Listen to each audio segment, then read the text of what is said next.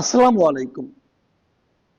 প্রিয় দর্শক, নির্বাচন যত ঘনিয়ে আসছে ততই সরকারের বিভিন্ন কর্মকাণ্ডে আমার কাছে কেন যেন মনে হয় একটা এলোমেলো ভাব দেখা যাচ্ছে। যেমন ধরুন, নির্বাচনকে কেন্দ্র করে মানুষের মধ্যে সবচেয়ে বড় উদ্বেগের জায়গা কোনটা? সবচেয়ে বড় উদ্বেগের জায়গা হলো নিরাপত্তা। মানে নির্বাচন যখন হবে তখন সারা দেশের আইন শৃঙ্খলা পরিস্থিতি কেমন থাকবে? যারা নির্বাচনে প্রতিদ্বন্দ্বিতা করবে তারা কি পরস্পরের প্রতি যুদ্ধন্ধী হয়ে উঠবে? তারা কি অস্ত্র অথবা বল প্রয়োগের চেষ্টায় লিপ্ত হবে? এটা যেমন প্রশ্ন। আরেক দিকে যারা নির্বাচনে অংশগ্রহণ করবে না অথবা যাদেরকে নির্বাচনে অংশগ্রহণ করতে দেওয়া হবে না, তারা কি করবে? তারা কি হাত পা গুটিয়ে ঘরে বসে থাকবে, নাকি তারা মাঠে নামবে, নাকি তারা কোনো রকম ভাবে বিশৃঙ্খলা তৈরির চেষ্টা করবে? এই সমস্ত প্রশ্ন কিন্তু ধীরে ধীরে উঠতে শুরু করেছে। এর মধ্যে আমরা দেখলাম যে ইনকিলাব মঞ্চের মুখপাত্র মিস্টার হাদিকে যখন গুলি করা হলো, হত্যার চেষ্টা করা হলো, সেই ঘটনাকে কেন্দ্র করে বিভিন্ন প্রার্থীদের মধ্যেও একটা আতঙ্ক তৈরি হয়েছে। হাদি কিন্তু ঢাকা ৮ আসনের জন্য একজন সম্ভাব্য প্রার্থী ছিলেন। এখনো কিন্তু মনোনয়ন জমা দেওয়ার কাজ শুরুই হয়নি, কিন্তু উনি ঘোষণা করেছিলেন উনি ঢাকা ৮ আসনে নির্বাচনে প্রতিদ্বন্দ্বিতা করবেন। তো সেই হিসাবে উনাকে যখন হত্যা করা হয় তখন কিন্তু সম্ভাব্য যত প্রার্থী আছে সবার মধ্যে এক ধরনের কিন্তু আতঙ্ক তৈরি হতে পারে অথবা হয়েছে। আমরা দেখেছি যে নারায়ণগঞ্জের একজন প্রার্থী, যিনি বিএনপি থেকে নমিনেশন পাবেন বলে সবুজ সংকেত দেওয়া হয়েছিল। আমরা তো বিএনপির একটা প্রার্থী তালিকা দেখেছিলাম, প্রাথমিক তালিকা, সেই তালিকায় ওনার নাম ছিল। উনি একজন ব্যবসায়ী মানুষ। উনি কিন্তু এরই মধ্যে ঘোষণা করেছেন যে উনি আর নির্বাচনে অংশ নিচ্ছেন না, এবং এই নির্বাচনে অংশ না নেওয়ার কি কি কারণ ওনার মধ্যে কাজ করেছে উনি তার ডিটেলে বলেননি। তবে এতটুকু বলেছেন যে ওনার পরিবার চায় না, এবং এর মধ্যে ওনার নিরাপত্তার বিষয়টাও আছে। একবার ভাবুন, বিএনপি থেকে মনোনয়ন পাওয়া এটাই যে একটা বিরাট ঘটনা, একটা বিরাট প্রতিযোগিতার বিষয়। সেই প্রতিযোগিতায় জয়ী হওয়া মানে কি? মানে কিন্তু বিশাল কিছু পেয়ে যায়, আলাউদ্দিনের চেরাগের মতো পেয়ে যাওয়া কিছু একটা। সেরকম চেরাগ পাওয়ার পরেও যখন একজন প্রার্থী বলেন যে আমি নির্বাচনে অংশ নেব না, তখন তার ভেতরে যে ভীতিটা, সেই ভীতি সম্পর্কে নিশ্চয়ই আপনারা একটা ধারণা করতে পারেন। এখন এই ধরনের ভীতি কি আরো কোথাও আছে? থাকতে পারে, কিন্তু প্রশ্ন হচ্ছে এই ভীতিটা দূর করার জন্য, নিরসন করার জন্য সরকার কি করছে? দেখুন, দেশে যত নিরাপত্তা জনিত সমস্যা থাকুক না কেন, সেই সমস্যার সমাধানের জন্য আমরা কার কাছে যাব? একজন সন্ত্রাসী হাত থেকে বাঁচার জন্য আমরা কি আরেকজন সন্ত্রাসীর কাছে যাব? তা যাব না। আমরা রাষ্ট্রের কাছে যাব, আমরা সরকারের কাছে যাব। সন্ত্রাসী কারা? তাদের হাতে অস্ত্র আছে, যে সেটা প্রয়োগ করতে পারে। অস্ত্র প্রয়োগ করার সবচেয়ে বৈধ পদ্ধতি আছে কার কাছে? রাষ্ট্রের কাছে, সরকারের কাছে। সরকার তার কিছু লোকের কাছে অস্ত্র দিয়ে রাখে, যেমন পুলিশ, র্যাব, আর্মি দিয়ে রাখে না? কেন দিয়ে রাখে? যেন অবৈধ যারা আছে তাদেরকে কন্ট্রোল করা যায়, তাদেরকে ভয় দেখানো যায়, তাদেরকে প্রতিহত করা যায়। তো সেই কাজটা সরকার কতটুকু করছে? সরকার এর মধ্যে আমরা দেখেছি সরকার একটা সিদ্ধান্ত নিয়েছে। এই কয়েকদিন আগে 15 তারিখে দেখলাম যে তারা একটা ঘোষণা করেছে যে যারা নির্বাচনে অংশ নেবেন সেই সমস্ত প্রার্থীকে ওনারা অস্ত্রের লাইসেন্স দেবেন। এটা স্বরাষ্ট্র মন্ত্রণালয় থেকে নেওয়া হয়েছে। আমি এই ঘটনাটাকে একটু বলতে যে আমি প্রথমে বলেছিলাম যে সরকার মনে এলোমেলো আচরণ করছে।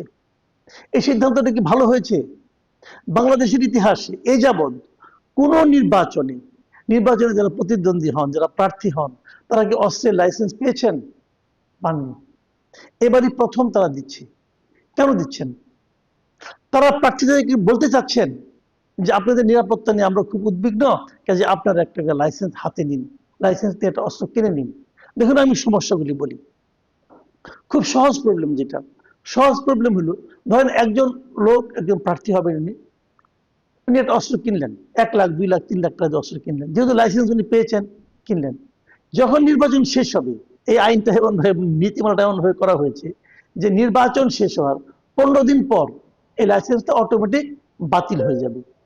যখন এটা বাতিল হয়ে গেল, তখন ওই অস্ত্র নিয়ে কি করবেন? তখন তো ওই অস্ত্র নিয়ে রাখতে পারবেন না, রাখলে সেটা হবে অবৈধ অস্ত্র। তো সেক্ষেত্রে ওরা করণীয় কি হবে? অস্ত্রটা বিক্রি করে দিতে হবে। কোথায় বিক্রি করবেন, কত টাকায় বিক্রি করবেন, এবং সেই বিক্রিটাকে উনি আগের দাম পাবেন, নেট লস কিন্তু পুরো জিনিসটাই। উনি বডিগার্ড রাখতে পারবেন, এটাও বলা হয়েছে। আরো কিছু ঘটনা আছে।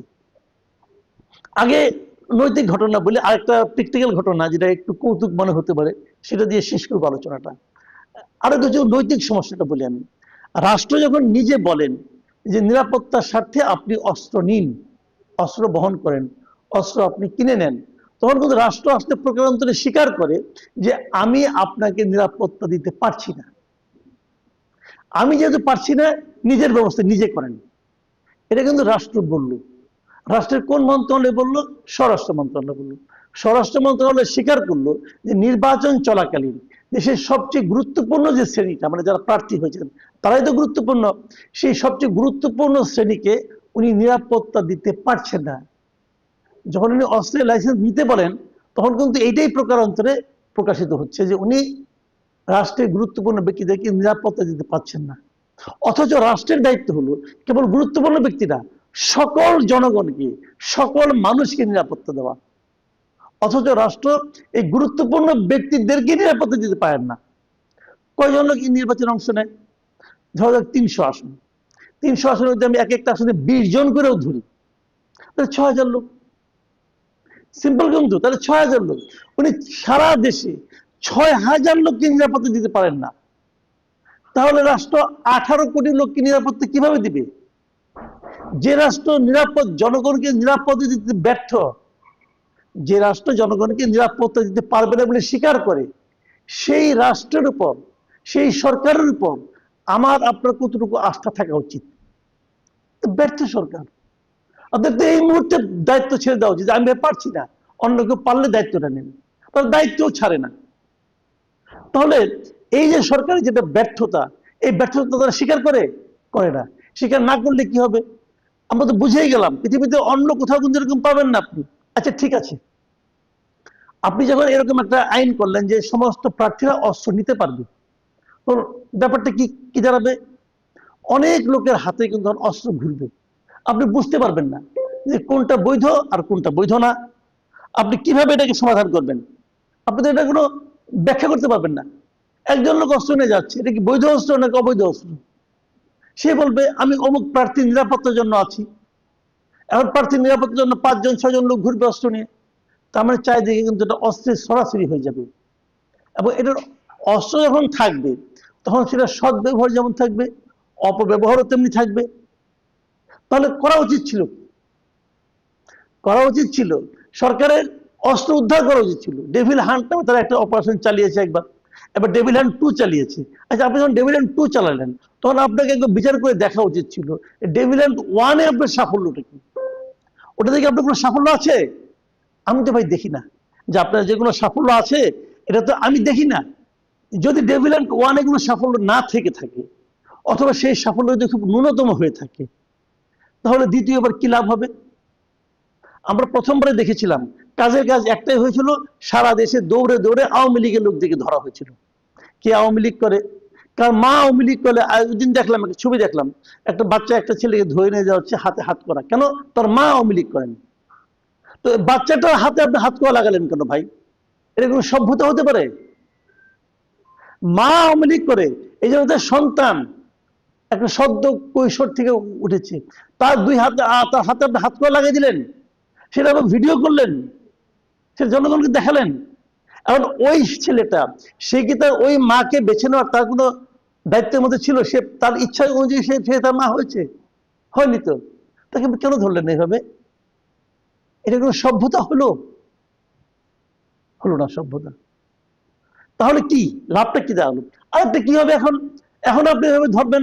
ওই দিন দেখলাম একজন স্বরাষ্ট্রমন্ত্রী বলতেছেন, এই যে 2 দিন আগে ঘটনা, উনি বলতেছেন যে আওয়ামী লীগ হলেই ধরতে হবে। একজন জিজ্ঞাসা করলো যে আপনি যে আওয়ামী লীগকে ধরবেন যদি তার নামে মামলা না থাকে, অথবা পুলিশ যদি বলে সে আওয়ামী লীগ হতে পারে, তার নামে তো মামলা নাই, তাহলে আমি ধরবো কেন? তখন সে বলতেছে কি আওয়ামী সন্ত্রাসী হলেই ধরতে হবে। তো একজন লোকের নামে মামলা নাই, সে যে সন্ত্রাসী, তার প্রমাণটা কি? কিভাবে বুঝবেন আপনি সে সন্ত্রাসী?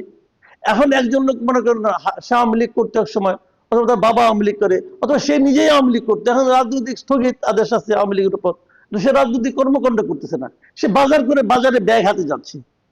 আপনি বললেন এটা আওয়ামী লীগ, আমার কাছে মনে হচ্ছে সন্ত্রাসী, অতএব ধরে ফেলো, ভালো কথা হলো। অথবা কিছু পাবলিক এদের ধরলো, মারটার দিল, কি ব্যাপার যে আওয়ামী লীগ সন্ত্রাসী, প্রমাণ কোথায়? প্রমাণ লাগবে না, স্বরাষ্ট্রমন্ত্রী বলছে। তো এই যে মানুষকে উস্কিয়ে দেওয়া, দায়িত্বহীন ভাবে কথা বলা, এটা মনে হয় পৃথিবীতে একমাত্র আমাদের স্বরাষ্ট্রমন্ত্রীর পক্ষে, স্বরাষ্ট্র উপদেষ্টার পক্ষে সম্ভব, আর কারোর পক্ষে সম্ভব না। এটা কোনো কেউ বলবে যে মামলা থাকার দরকার নাই, ধরো, এই উদ্ভট একটা অবস্থায় আমরা আছি। অস্ত্র নিয়ে শেষ কথাটা বলি। আমি ওই দিন এক জায়গায় মানে একটু কৌতুক করে বলছিলাম, এই যে আপনি সকল প্রার্থীকে অস্ত্র লাইসেন্স দিলেন, তাহলে সে কি করবে? সে একটা অস্ত্রের লাইসেন্স দিল, তারপর অস্ত্রের লাইসেন্স, অস্ত্রটা পকেটে পাশে ঝুলিয়ে অথবা হাতে নিয়ে সেগুলো ভোট প্রার্থনা করতে, এক হাতে তার ভোটের লিফলেট দিল, তার আরেক হাতে অস্ত্র শোভা পাচ্ছে। এটা কেমন হলো? বাম হাতে অস্ত্র, ডান হাতে ভোটের লিফলেট, বাম হাতে অস্ত্র, ডান হাত বাড়িয়ে দিয়েছে হ্যান্ডশেক করার জন্য। ভাবেন তো ভোটারের মানসিক অবস্থাটা কি দাঁড়াবে? আর সেটা যদি একজন প্রার্থী না, যদি সব প্রার্থী করা শুরু করে, কি হবে রে ভাই এই দেশে? নিরাপত্তা আসবে? আসবে না। নিরাপত্তা এভাবে আসে না।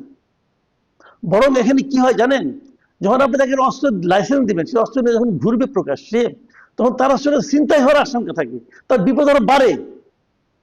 কারণ যারা প্রকৃত সন্ত্রাসী, তারা চেষ্টা করবে ওর কাছ থেকে অস্ত্র আমি ছিনতাই করে নিয়ে যায়, ইজি তো।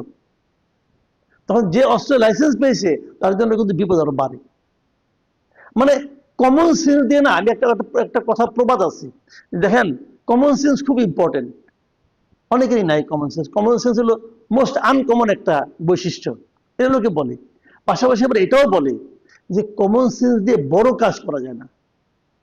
কমন সেন্স ব্যক্তিগত জীবন আচরণে প্রযোজ্য হতে পারে, কিন্তু একটা বড় কাজ, রাষ্ট্রের একটা বড় একটা সিদ্ধান্ত, সেটা কমন সেন্স দেওয়া হয় না।